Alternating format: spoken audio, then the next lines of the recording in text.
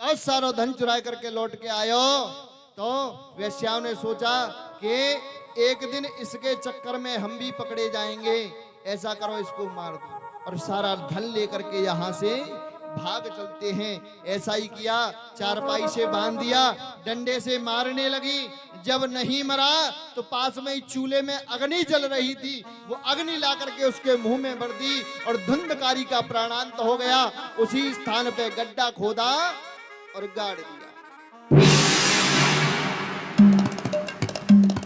कहते गोविंद भगवान की। और सारा धन लेकर के भाग गए। गोकर्ण जी को जब पता चला कि भाई का भी प्राणांत हो गया तो गया जी में जाकर के पिंडदान किया। और पिंडदान करने के बाद में एक दिन नगर के बगल से निकल रहे हैं।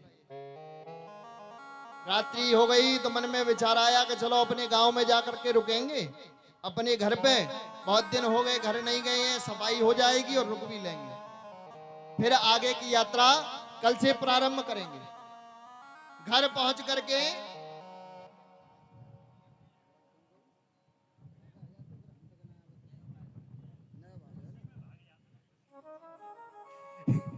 कहते गोविंद भगवान की जय हो। तो गोकर्ण जी पहुंच गए घर में। रात्रि को अपना साफ सफाई करी, बिस्तर लगाया, लेट गए तो क्या देखते हैं, कभी सामने से एक सुअर आवे, सुअर देखते देखते कभी कुत्ता बन जावे, कभी शेर बन जावे, कभी भैंसा बन जावे, कभी कुछ बने कभी कुछ बने। गोकर्ण जी ने हाथ में जल लिया, मंत्र अभिमंत्रित करके उस जल को उसके ऊपर फेंका तो अपने वास्तविक स्वरूप में आ गया। और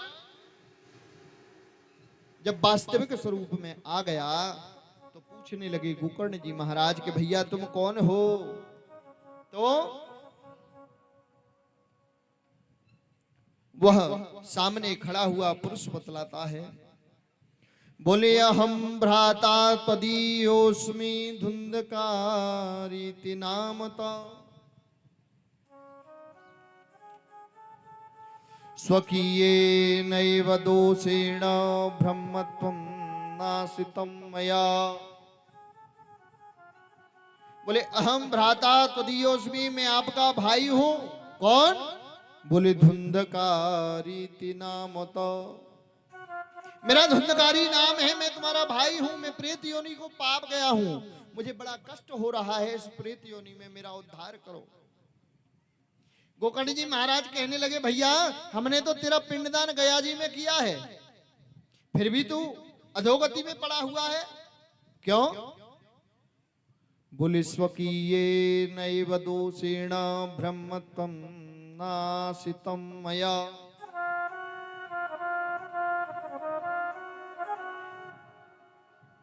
जितने भी महान भाव यहाँ पे बैठे हुए हैं, और पहले दिन जब हम आए थे तो ये चर्चा चली थी, वो कान खोल करके सुन लें।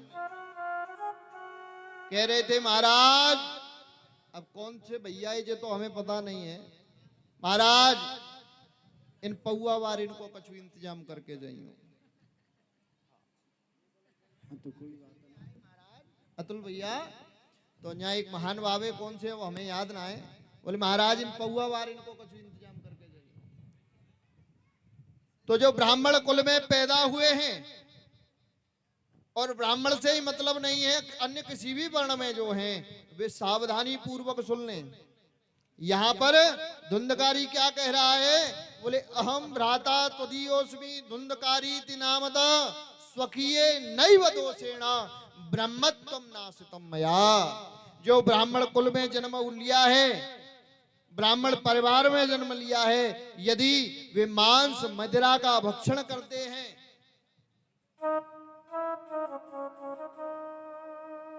अन्य कुसंगतियों में लगते हैं, उनका जब ब्राह्मणत्व नाश हो जाता है तो उनको उत्तम गति की प्राप्ति नहीं होती है, उनको प्रेत योनि में भटकना पड़ता है। तो भैया जब पौआ में कछु ना धरो। जितने को पौआ आ रहा है उतने की यदि रबड़ी खाए लोगे तो महीना भर में मोहला ले जाएगा। और पौवन पी पी के जो पौआ जैसे ही है गए ऐसे है गए जैसे चुसोवो नींबू, जैसे नींबू निचोड़ देते हैं ना पानी में। और जो पीवत होंगे उन्हें देख ले, साल भर पहले की फोटो जब पीवत ना आए और अब की देख ले,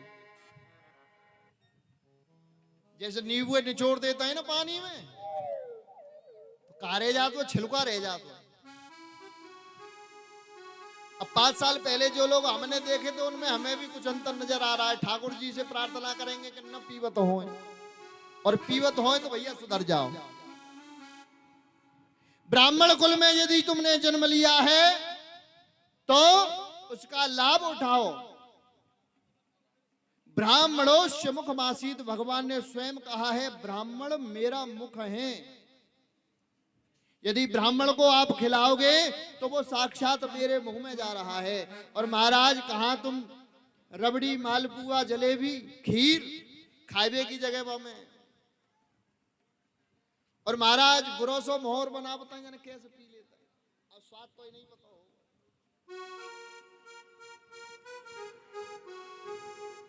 हाँ, धुंधकारी कह रहा है, बोले भैया मैंने अपने जीवन में जो पाप किए थे, कुकर्म किए थे, मांस भक्षण, मदिरा भक्षण, वैश्यावृत्ति, कुसंगति जो भी की थी, उनसे जो मैं ब्राह्मण कुल में जन्म लिया था वो मेरा ब्राह्मणत्व नष्ट हो गया, इसलिए आज मुझको ये योनि भोगनी पड़ रही है। दूसरी बात, गोकर्ण जी महाराज कह रहे हैं यहाँ पे कि मैंने तो तेरा गया जी में पिंडदान किया था, और जब भैया गया जी में पिंडदान किया है तो गया जी का यह वैशिष्ट है कि गया जी में पिंडदान करने के बाद में फिर उस व्यक्ति को मोक्ष की प्राप्ति हो जाती है। फिर धुंधकारी को मोक्ष क्यों नहीं प्राप्त हुआ, प्रश्न उठता है। धुंधकारी को मोक्ष इसलिए प्राप्त नहीं हुआ कि गोकर्ण जी जब पिंडदान कर रहे थे तो उन्होंने जो संकल्प बोला, और संकल्प में जो गोत्र लिया वो अपने पिताजी का लिया, किसका, आत्मदेव जी का। और गोकर्ण जी को ये नहीं पता था कि ये धुंधकारी भैया किसके हैं। ये धुंधकारी भैया किसके हैं? धुंधकारी धुंधली की बहन का पुत्र था, न कि धुंधली का पुत्र था। यदि धुंधली का पुत्र होता तो उसी संकल्प से काम हो जाता। पंडित जी जब पूजा करवाते तो संकल्प बुलवाते होंगे ना, कहते हैं ना, बोले नाम गोत्र बोलो, है जी, कई पंडित जी ने आज संकल्प जब बोलेंगे तो बोले नाम गोत्र बोलो, पत्नी सहित बैठे हो तो सपत्नीक बोलो, और फिर आगे पूरे परिवार के सहित सपरिवारस्य सकुटुंबस्य बोलते हैं ना। तो धुंधकारी को एक तो इसलिए उसका फल नहीं मिला क्योंकि वो धुंधली का नहीं अपितु उसकी बहन का पुत्र था, तो गोत्र गड़बड़ हो गया। और दूसरा, ब्राह्मण कुल में जन्म लेने के बाद में खूब पौआ पिए वन रेज के, तो पौआ पीवे वाले भैया सुन लियो आज तो बंद कर दियो, और जिनके ने कहा गैस भैंस बंद हो, बीड़ी बाड़ी वाले वो बंद कर दी जो। हाँ, बीड़ी वाले वो बहुत है महाराज। तो ये व्यसन आपको बेकार कर रहे हैं, और आप अपना धन भी खर्च कर रहे हैं और अपना शरीर भी बेकार कर रहे हैं। कह दो गोविंद भगवान की जय हो। अंत तो गत्वा गोकर्ण जी ने कह दिया, बोले भैया अब तुम जाओ, हम तुम्हारा सुबह इंतजाम करेंगे। दूसरे दिन प्रातः काल सूर्य देव को नमस्कार करते हुए, प्रणाम करते हुए पूछने लगे भैया का उद्धार कैसे होगा। तो बतला दिया सूर्य नारायण भगवान ने, बोले भागवत जी का श्रवण कराओ। भागवत जी का श्रवण कराया। एक सप्त ग्रंथि का वांस पांडाल के पास में लगा दिया। क्यों? क्योंकि प्रेतों का जो शरीर होता है वो वायु प्रधान होता है, तो वायु जब लगेगी तो वो उसको उड़ा ले जाती थी। तो भैया को बताया तो उन्होंने एक 7 गांठ का बांस वहां पर लगा दिया, 7 दिनों के लिए पोला। तो धुंधकारी उसमें आकर के बैठ गया और उसी में उसने कथा श्रवण करी। पहले दिन में पहली ग्रंथि, दूसरे दिन में दूसरी ग्रंथि, ऐसे करके 7 दिनों में 7 ग्रंथियां फट गई और धुंधकारी एक वैष्णव पार्षद स्वरूप में आकर के प्रकट हो गया। बोले गोविंद भगवान की जय हो। इधर भगवान बैकुंठ से गो धुंधकारी के लिए विमान भेजा और धुंधकारी बैकुंठ के लिए चला गया। और इसके बाद में सभी संत कहने लगे श्रवणस्य वेदम, श्रवण करने की विधि और आगे की कथा का आपको कल श्रवण कराएंगे, क्योंकि समय बहुत हो गया है कि चलन दें। 9:30 बज गए। इतना ही? हाँ जी, भजन सुनाओ ना बढ़िया। हाँ जी, नाच लो और इसमें से एक दोने में निकाल के यहाँ पे भोग रख दो ना। एक भजन सुनाओ फिर आरती। बोले गोविंद भगवान की जय जय श्री राधे। बोले राधा रानी सरकार की। मस्ती में झूमते हुए आनंद के साथ भजन का आनंद लेंगे, उसके बाद आरती प्रसाद। और एक विशेष सूचना, एक सेकंड और रुक जाओ। ये जिन्होंने कलश उठाए हैं वे आज शाम से ही अपने कलशों के पास में दीपक जलावें, ठीक है ना।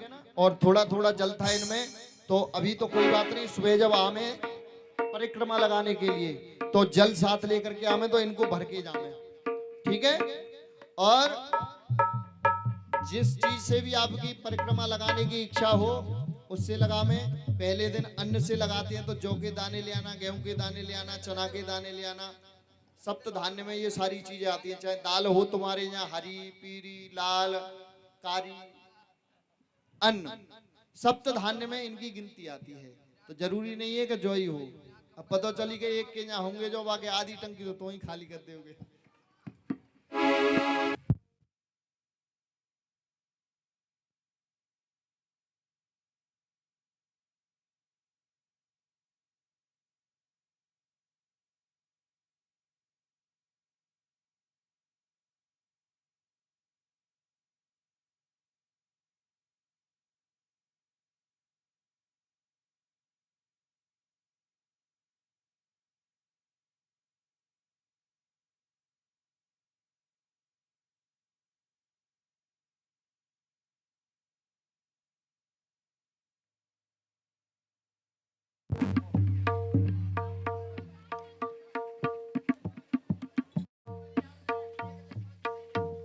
हाँ, तो कल से जो कथा का समय रहेगा, मैं इसलिए पूछ रहा हूँ क्योंकि ये कथा YouTube और Facebook दोनों पे लाइव चल रही है।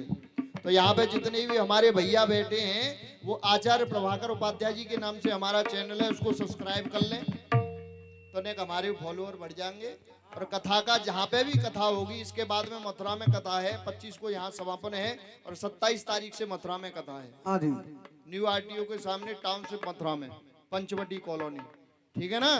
तो ये यहाँ चल रही है आचार्य प्रभाकर के हमारा चैनल है, उसको सब्सक्राइब कर लें तो यहाँ की कथा तो आप श्रवण करेंगे। अब तो जहाँ पे भी फिर हमारी कथा होंगी तो आप हमसे जुड़ जाएंगे, तो कथाओं का श्रवण आप निरंतर करते रहेंगे, ठीक है। कल से कथा का समय 1 से 5, 1 बजे से 5 बजे तक कथा का समय रहेगा। सभी लोग 12:30 बजे यहाँ आ जाएंगे। 12:30 बजे हमारे ये स्टूडेंट कलाकार इत्यादि यहाँ आकर के बैठ जाएंगे। आप 12:30 बजे तक यहाँ आ जावें और 1 बजे फिक्स हम बैठ जाएंगे, यहाँ आरती करा देंगे। 12:55 पे हम यहाँ बैठ जाएंगे और 1 बजे आरती करा के कथा प्रारंभ करा देंगे। क्यों कि ये कार्यक्रम अब लाइव है। वैसे चाहे कितना भी ऊपर नीचे कर लो कोई दिक्कत नहीं, लेकिन जो श्रोता और हैं जो सुन रहे हैं लाइव के माध्यम से, तो समय से चलना चाहिए कार्यक्रम, ठीक है। 1 से 5 कथा का समय। सुबह 8 बजे परीक्षित जी आप आ जाएंगे, 9 बजे तक पूजा और 9 से 10 हवन, ठीक है। और जो परिक्रमा लगाने वाले परिक्रमा लगाओ भैया, खूब आनंद के संग सब लोग सहयोग करो और आनंद लो। तुम और ठाकुर जी कृपा ऐसे ही आप लोगों के ऊपर बरसती रहे। जो बिहारी जी थे हमारी प्रार्थना है। बोलो बांके बिहारी लाल की।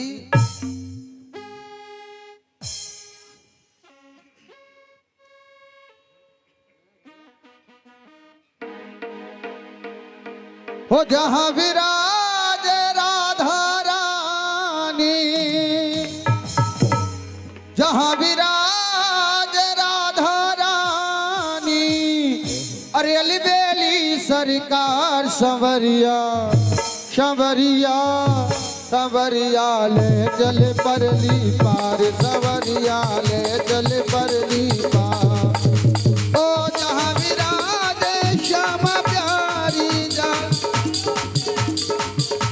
और अलबेली सरकार संवरिया संवरिया संवरिया ले चल परली पार संवरिया ले जय हो ताली सेवा करते हुए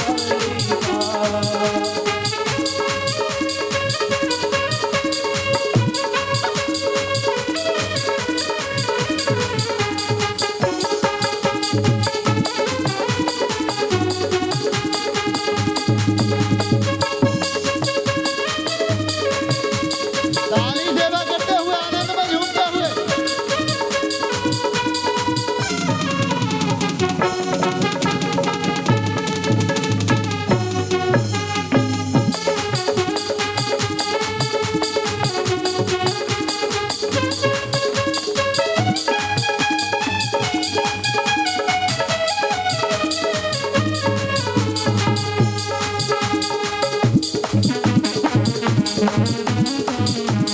जहाँ विराज श्यामा प्यारी जहाँ विराज मेरी श्यामा प्यारी अलबेली सरकार संवरिया कन्हैया कन्हैया ले जल परली पार कन्हैया ले जल परली पार क्या बात है प्यारे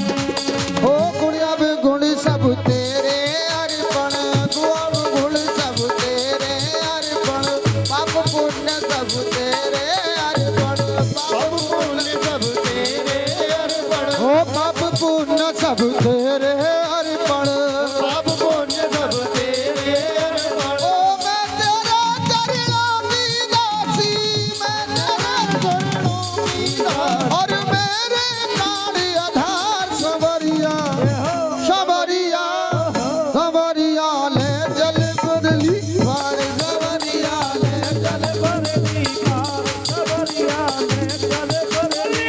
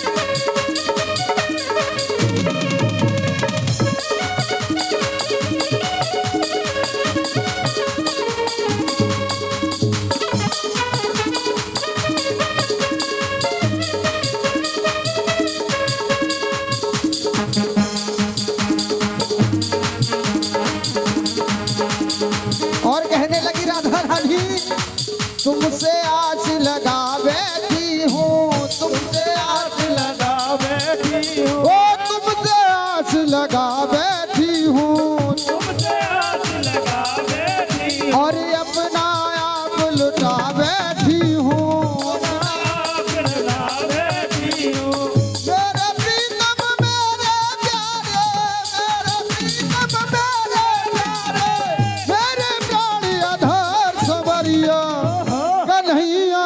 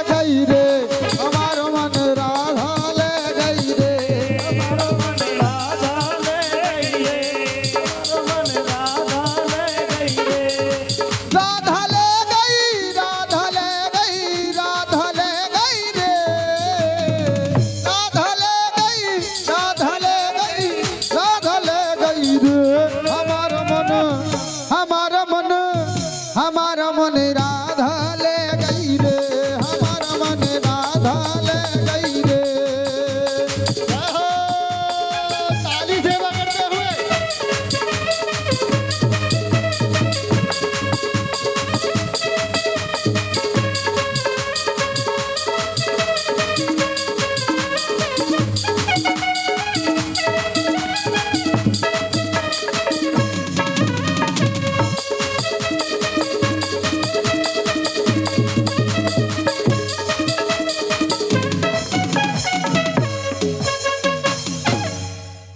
बोलो राधा रानी सरकार की। सभी आरती लोग को खड़े है जा भैया। आरती के लिए खड़े हो जाओ।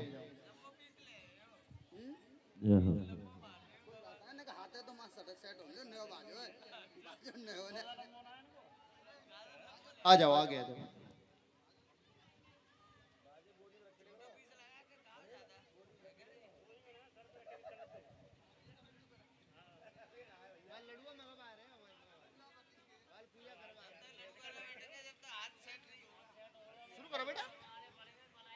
हरि ओम मा चंद्रमा मनसो जातकचक्षोः सौरजो भाजायत सोतराद्वायुश्च पराणश्च मुखा नग्निराजायत ओमिदग्गंहभिः प्रजननं मे अस्तु दशभिरग्गं सर्वगणग्गं सुस्थये आत्मसनि प्रजासनि पशुसनि लोकसन्यभयसनि अग्निः प्रजां बाहुलां मे करोत्पन्नं पयोरेतो अस्मासु धत्ता।